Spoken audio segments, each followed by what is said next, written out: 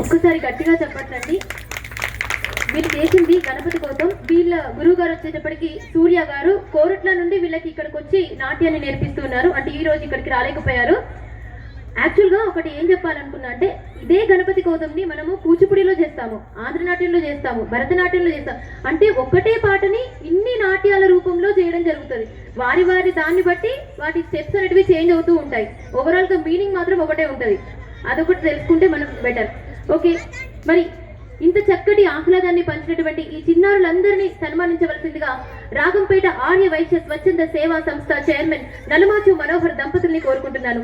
ఈరోజు మనకి ఆహ్లాదాన్ని పంచినటువంటి ఈ చిన్నారులంతా వేదిక మీదకి రావాల్సిందిగా కోరుతున్నాము.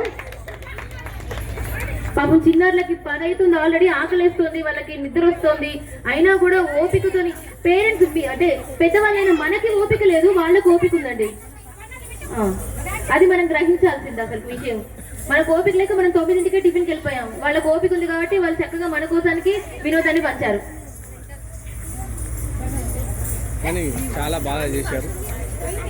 కానీ కొంచెం స్టార్ట్ అయ్యేసరికి వీరికి ఇంత చక్కనైనటువంటి మేడం వచ్చింది మంగళారతి పాడుతుంది, కానీ దీని గురించి కొంచెం శిక్షణని అందించినటువంటి గురువు గారు కొంతం వెంకటేశ్వర్లు గారిని వేదిక మీదకి రావాల్సిందిగా కోరుచున్నాను.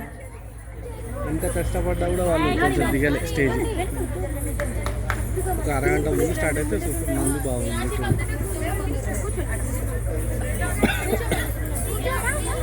అట్లా కూర్చోండి.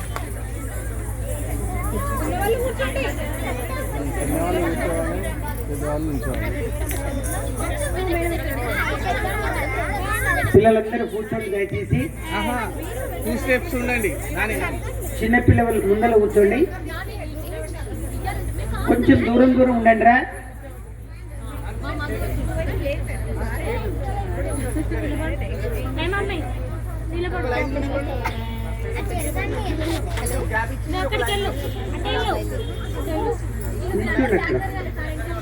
ఇంకా దూరండి, పిల్లలు అంత దగ్గర వద్దు, దూరం దూరం కూర్చోండి, మధ్యలో గ్యాప్ ఉంచండి. మీరు వెళ్ళండి, అందరు వినుకుతున్నారు, నిలబడుతున్నాడు.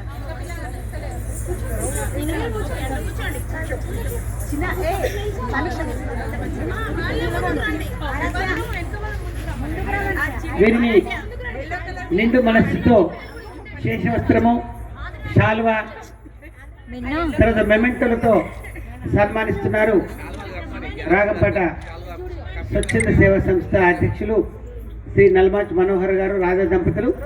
ఎవరైనా పాలకవర్గంలో సభ్యులు ఉన్నట్టయితే రావాల్సిందిగా ఆహ్వానిస్తున్నాం.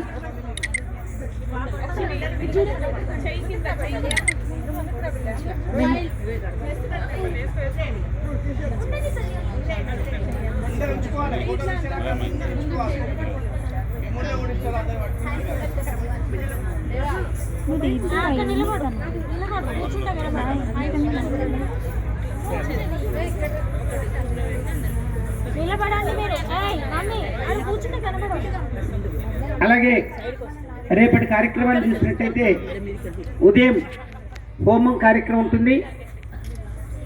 10 గంటల నుండి గురువుగారి ప్రవచన జ్ఞానయజ్ఞం.